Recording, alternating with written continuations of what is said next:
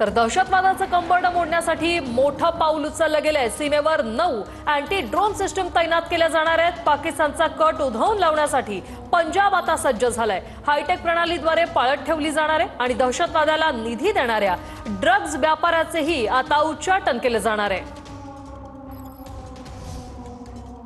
एक महत्त्वाची बातमी, लडाखमधील लेह जिल्ह्यात ड्रोन उडवण्यावर आता बंदी असणार आहे। जिल्हा प्रशासनाने हे आदेश जारी केलेले आहेत। लडाखमधील लेह जिल्ह्यात ड्रोन उडवण्यावर बंदी।